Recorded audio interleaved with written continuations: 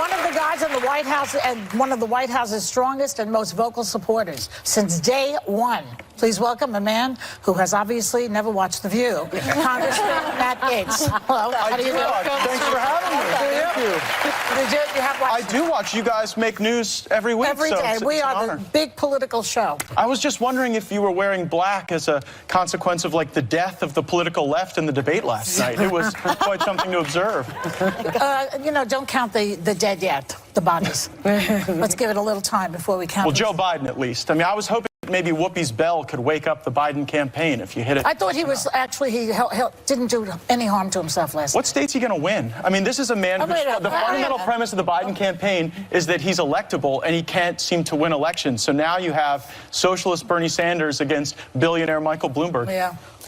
Well, the Republicans love a billionaire. They love money. So what are you talking about? Well, Michael Bloomberg used to be a Republican. It's fascinating that right now the Democratic Party is likely not going to nominate a Democrat. They're either going to nominate a socialist or someone who some time ago was a Republican. Well, let's talk about...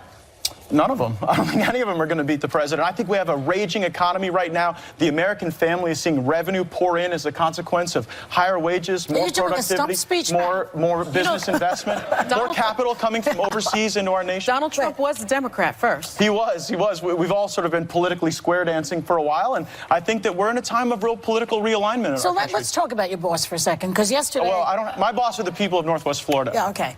So yesterday, Trump... Well, don't dismiss them. It's the highest concentration of active duty military in the country. It's true. And I know Megan's dad served there, so you can attack me if you want, but don't attack my constituents. I'm not attacking you. I'm asking you a question. Okay. Yesterday, Trump announced he's appointing another loyalist of his, Rick Grinnell, as his acting director of national intelligence. But Grinnell, as you know, has absolutely no intelligence experience. And he's overseeing all 17 of our intel agencies. He stands between us and the next ISIS attack. And, you know, I don't know that it's a smart idea to put somebody who's inexperienced like that, and is also a yes man, in that position. He's going to have to tell Trump things that he's not going to want to hear. You know how he doesn't like that. Trump doesn't like that. Well, actually, if you look at the team he's assembled with people like John Bolton, the president regularly surrounds himself with people who disagree with him. I think some of the most spirited discussions I've had have been with Lindsey Graham, Rand Paul, myself, and the president discussing foreign policy.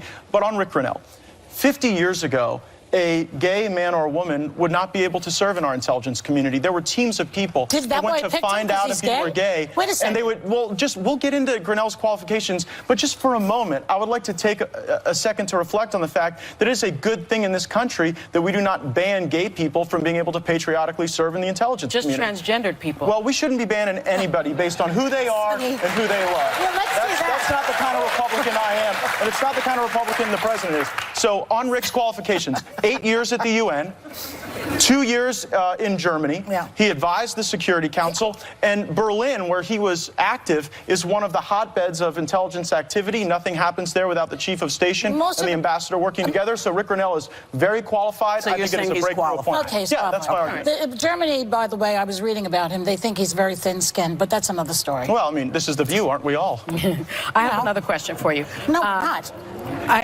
You know what? And I think yeah, it is just. I think we agree on this. About pardon power. Now, the president has been on a pardon spree, and many think he's about to pardon Roger Stone, his longtime friend and one-time campaign advisor, who's being sentenced, I think, any minute now. They're in a break for crimes of obstructing justice, witness tampering, lying to Congress.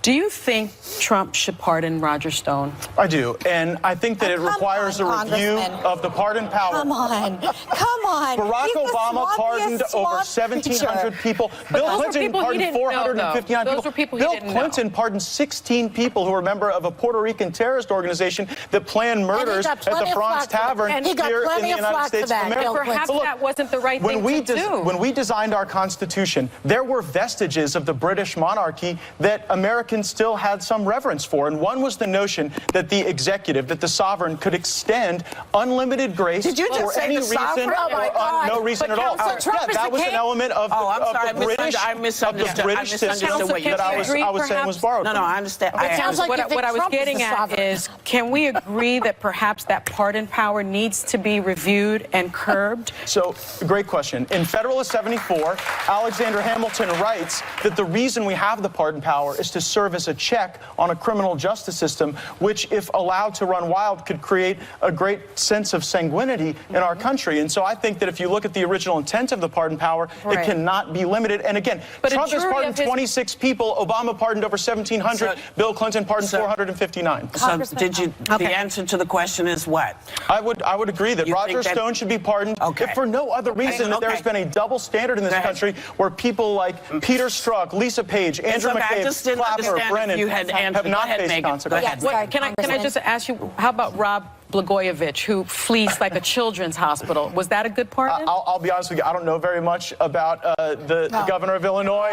I'm not going to get into that one. I know Roger, I don't know Blago, and I'll leave that to others to decide. Well, Congressman, I understand that Republicans coming on The View, this is a great culture war place to come and like show the leftists what's going on. I get it. My husband works in conservative media. I'm a hardcore conservative. The thing I don't understand, because I'm not a Trumper, I think that everyone knows that very clear. Policy-wise, he's been great on many things that are very important to me. Life, military, the economy.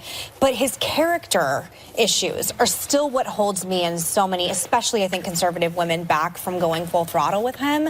And I think you're going to have a problem specifically with college-educated women coming in to the next election cycle. What would you say to women like me who still hold back on the grab him in the blank, attacking war heroes, attacking the Gold Star families, things like that that cheating just on his wife, hold us back? stars. Well, look, if cheating on your wife is a disqualification to be president, then y'all probably should have impeached Bill Clinton and supported that. Well, but not with all of you waving any pom-poms. I'm sorry, I don't know what that means. To Megan's question, I want to directly answer Megan's question. Please. Donald Trump has a unique ability to get people who don't necessarily agree with him to vote for him. And so I think for women, we're going to have to make the argument particularly that 72% of the new jobs created in this economy have been filled by women. That a lot of women are concerned about the revenue in their family and whether it's going to support careers and opportunity for themselves, their partners, their children. And with 7 million new jobs being created, people coming off of welfare, America is in a sense of great renewal. We've got a comeback president running against the throwback left and the Venezuela wing of the Democratic Party taking over with Bernie Sanders. Oh, come on, the Venezuela Go ring. listen to Bernie Sanders. He praises Venezuela. He praises Cuba. I don't want that for our great We country. want to thank Matt good line. Gaetz. Gaetz. Good Open point. We'll be right back.